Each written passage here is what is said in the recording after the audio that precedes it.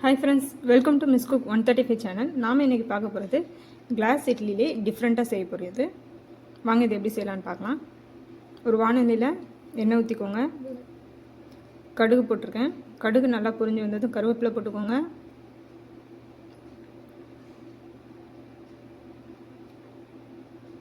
இதுக்கு தேவையான இன்க்ரீடியன்ஸ் எல்லாமே நான் டிஸ்கிரிப்ஷனில் கொடுத்துருக்குறேன். இதோட சின்ன வெங்காயம் சேர்த்துக்கோங்க.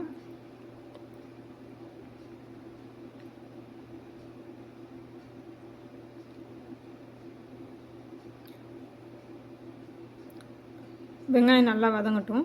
வதங்கினோடனே தக்காளி கட் பண்ணி வச்சுருக்கதை போட்டுக்கோங்க.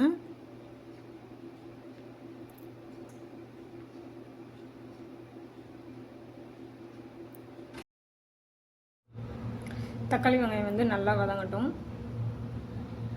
நான் உருளைக்கிழங்கு ஆல்ரெடி அவிச்சு வச்சுருக்கேன். அந்த உருளைக்கிழங்கு இது கூட நம்ம ஆட் பண்ணுவோம். இப்போ கொஞ்சமாக மஞ்சத்தூள் போட்டுக்கோங்க. மஞ்சத்தூள் அதனுடைய பச்சை வாடை போகிற வரைக்கும் நல்லா வதக்கி எடுத்துக்கோங்க.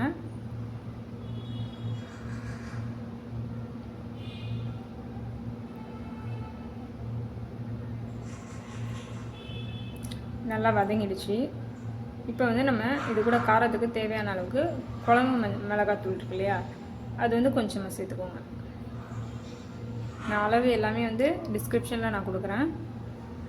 என்னுடைய இந்த வீடியோ உங்களுக்கு பிடிச்சிருந்ததுன்னா லைக் பண்ணுங்கள், கமெண்ட் பண்ணுங்கள், சப்ஸ்கிரைப் பண்ணுங்கள்.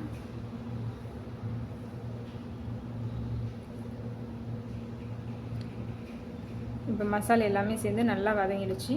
இப்போ நான் ஏற்கனவே அவிச்சு வச்சுருக்க உருளைக்கிழங்கையும் இது கூட ஆட் பண்ணிக்கிறேன்.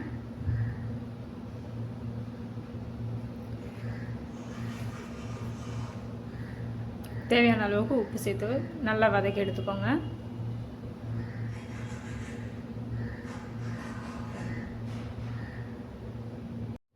இப்போ பார்த்தீங்கன்னா உருளைக்கிழங்கு நல்லா கிரேவியாக வந்துடுச்சு. இப்போ ஒரு கிளாஸில் எண்ணெய் ஊற்றி எண்ணெய் தடவிக்கோங்க.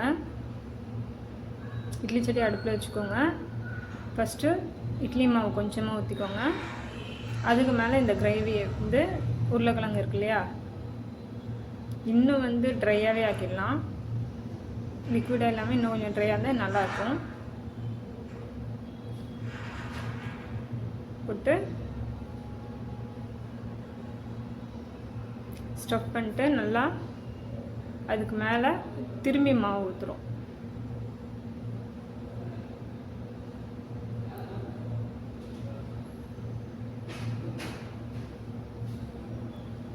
இதை அப்படியே இட்லி சட்னி வேக வச்சு எடுத்துருங்க.